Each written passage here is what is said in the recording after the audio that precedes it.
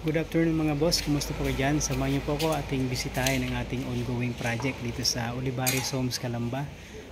Evergreen unit mga boss, okay? So tara mga boss, check it out natin, let's go! So ito yung ating ongoing dito mga boss, Evergreen unit, okay? So bali, magbabawas na tayo ng mga materials natin, okay? So para lumuwag na, makita na natin yung ating ipipinish na mga gagawin, okay? So bali doon na lang yan dadalhin sa bahay sa Santo Tomas, Batangas. So ngayon mga boss yan, nakapag-bakod na tayo, halos na finish na. So yung ibang part na pinturahan na rin, na primer na rin. Check natin. Ayun o, na primer na mga boss, okay? Yung terrace almost complete na rin. Ayan. So dinudugtungan na rin yung railings. So yung wall okay na, almost complete na, nabuhusan na rin yung poste. So dito sa side ganun din, napinturahan na rin to. Kuya Danny naman ang in-charge dito sa pagbistay. Ayun, si Kuya Danny. Ayan. Eto mga boss yan, na primer na rin.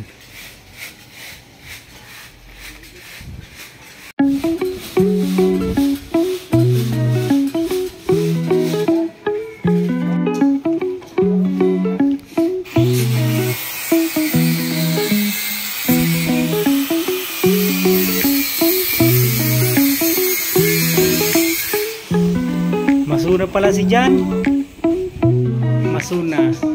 Masunurin.